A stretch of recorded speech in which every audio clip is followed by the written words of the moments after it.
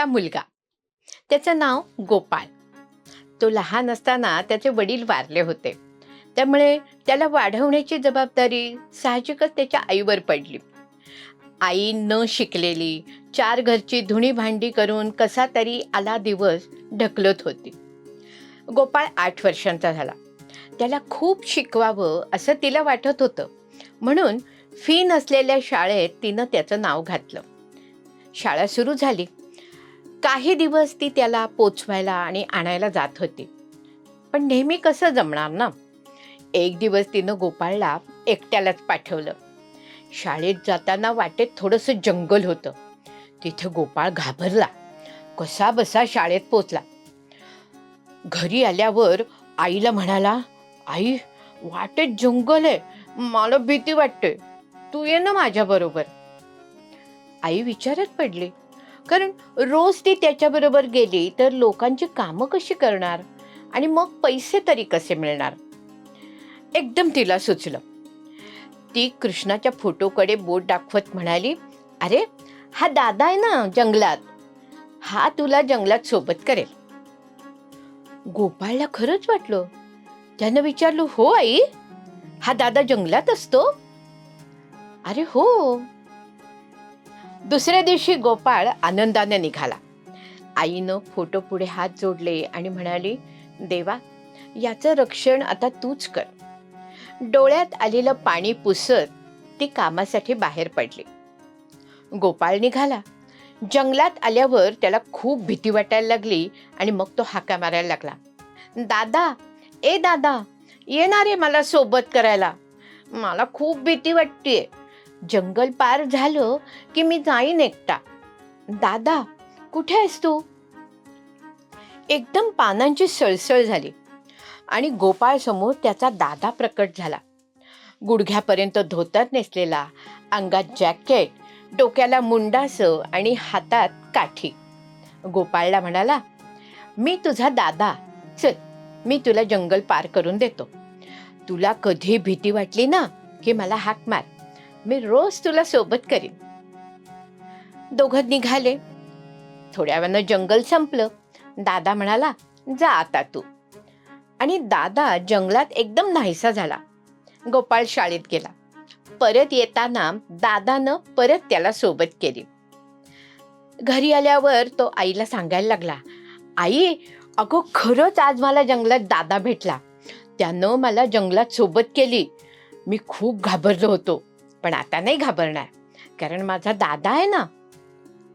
आईला वाटलं कोणीतरी वाटसरू भेटला बहुतेक याला आणि त्यानंच त्याला जंगल पार करून दिलं असेल. तिनं देवाला हात जोडले आणि म्हणाली, देवा, असंच माझ्या बाळाला कोणीतरी भेटू दे, त्याचं रक्षण कर. असेच काही दिवस गेले. एके दिवशी गुरुजींनी मुलांना वर्गात सांगितलं, बरं का रे मुलांनो, आपल्याला उद्या अंगत पंगत करायचे. सगळ्यांनी नाच, गाणी, गोष्टी यात भाग घ्यायचा. छान कार्यक्रम होईल आणि मग जेवण होईल. जेवणासाठी तुम्ही सर्वांनी ज्याला जे जमेल ते आणायचं, कळलं? सगळ्या मुलांनी गिल्ला केला. कोणी म्हणालं, गुरुजी, मी डाळ आणीन. कोणी म्हणालं, मी तांदूळ आणीन. कोणी म्हणालं, मी आटा आणीन. कोणी म्हणालं, गूळ आणीन. तर कोणी म्हणालं, आम्ही की नाही कांदे बटाटे आणू. गोपाळ काहीच बोलला नाही. त्याला काहीच कळेना की आई आपल्याला काय देईल बरं. तेवढ्यात घंटा झाली. शाळा सुटली. गोपाळ घरी आला. आल्याबरोबर त्यानं गुरुजी काय म्हणाले ते आईला सांगितलं, पण आई काहीच बोलली नाही. दुसऱ्या दिवशी शाळेत जाताना गोपाळला एकदम आठवलं, अगं आई, मी तुला काल म्हणालो होतो ना, आज शाळेत अंगत पंगत आहे, प्रत्येकानं काहीतरी न्यायचंय, मला काहीतरी दे ना आई.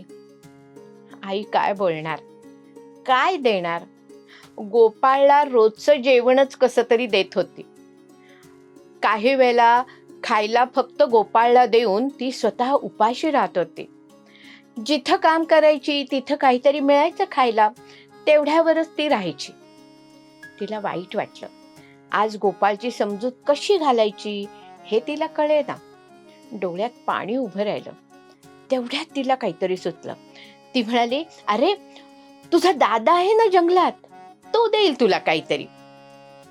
गोपाळला खरंच वाटलं, फारच आनंद झाला. उड्या मारत मारत आईला टाटा करून तो गेला. आई मात्र दुःखी झाली. देवापुढे हात जोडून म्हणाली, देवा मला क्षमा कर, मी आज गोपाळला फसवलं. गोपाळ जंगलात पोचला. त्यानं दादाला हाका मारल्या. दादा बाहेर आला. आल्याबरोबर त्यानं आई काय म्हणाली ते सांगितलं. दादा म्हणाला, बरं थांब हं. असं म्हणून दादा जंगलात शिरला आणि क्षणार्धात बाहेर आला. तो जेव्हा आला तेव्हा त्याच्या हातामध्ये एक दह्याचं गाडगं होतं. गोपाळ, हे घे दही, गुरुजींना दे. गोपाळला खूप आनंद झाला. ते दह्याचं गाडगं घेऊन गोपाळ शाळेत गेला. सगळ्या मुलांनी काही ना काही वस्तू आणल्या होत्या. सगळ्या वस्तू गोळा केल्या गेल्या. गुरुजी म्हणाले, अरे गोपाळ, तू काय आणलंस? मी ना गुरुजी दही आणलंय. गुरुजी म्हणाले, बरं बरं, ठेव त्या कोपऱ्यात. ठरल्याप्रमाणे सगळे कार्यक्रम झाले. मुलांना खूप आनंद वाटला. मग गुरुजींनी सांगितलं, चला आता अंगत पंगत सर्वांनी ओळीत बसा. पंगत बसली. जेवणाचे सगळे पदार्थ वाढून झाले. मग मुलांनी श्लोक म्हटला आणि जेवायला सुरुवात केली. एवढ्यात गुरुजींना आठवलं की अरे गोपाळनं दही आणलंय, ते वाढा रे कोणीतरी. गोपाळनी आणलेलं दही सगळ्यांना वाढलं गेलं. मुलांची जेवण झाल्यावर सगळे शिक्षक जेवायला बसले. गुरुजींचं दह्याच्या गाडग्याकडे लक्ष गेलं आणि म्हणाले, अरे च, हे गाडगं परत दह्यानं भरलेलं कसं? त्यांना आश्चर्य वाटलं, पण काही न बोलता त्यांनी सगळ्यांना डाव दही वाढलं. सगळ्यांची हसत खेळत जेवण झाल्यावर गुरुजींनी परत दह्याच्या गाडग्याकडे पाहिलं तर ते पुन्हा भरलेलं. आता मात्र त्यांनी हा प्रकार हेडमास्तरांना सांगितला. तेही चकित झाले. त्यांनी गोपाळला बोलावलं. काय रे गोपाळ, हे दही तू आणलंस? हो गुरुजी. कोणी दिलं तुला हे? गोपाळ म्हणाला, माझ्या दादानं. बरं, आम्हाला दाखवशील तुझा दादा? हो, दाखवीन की. चला संध्याकाळी माझ्या बरोबर. तो तर जंगलातच राहतो, तिथेच दिसेल तुम्हाला. मग गुरुजी आणि गोपाळ निघाले. जंगलापाशी आले. गुरुजी म्हणाले, काय रे गोपाळ, कुठे आहे तुझा दादा? गोपाळ म्हणाला, थांबा, आत्ता येतो. असं म्हणून त्यानं दादाला हाक मारायला सुरुवात केली. दादा, अरे दादा लवकर ये ना, माझे गुरुजी आलेत तुला भेटायला. पण दादा काही आला नाही. गुरुजी म्हणाले, गोपाळ, तुझा दादा इथंच राहतो ना, त्यानंच तुला दह्याचं गाडगं दिलं ना, मग कुठे आहे तो? गोपाळ रडवेला झाला. तो पुन्हा हाका मारायला लागला. दादा, तू आला नाही तर गुरुजी मला खोटारडं म्हणतील, ये रे लवकर. पण गोपाळचा दादा काही आला नाही. फक्त पानांची सळसळ झाली आणि काही शब्द गुरुजींना ऐकू आले. गुरुजी, मी सर्वांना दिसत नाही. जे माझे खरे भक्त आहेत, ज्यांचा माझ्यावर विश्वास आहे, त्यांनाच मी दिसतो. गुरुजी काय समजायचं ते समजले आणि परत गेले. गोपाळनं घरी आल्यावर सगळी हकीकत आईला सांगितली. ती ऐकत असताना आईच्या डोळ्यातून अश्रू येत होते. ते आनंदाचे होते, देवाबद्दलच्या कृतज्ञतेचे होते. गोपाळला तिनं कृष्णाच्या फोटोसमोर उभं राहून नमस्कार करायला सांगितलं आणि स्वतः हात जोडून देवाला म्हणाली, देवा, असाच माझ्या बाळाच्या पाठीशी उभा राहा. तू माझ्या बाळाला दर्शन दिलंस, मी धन्य झाले.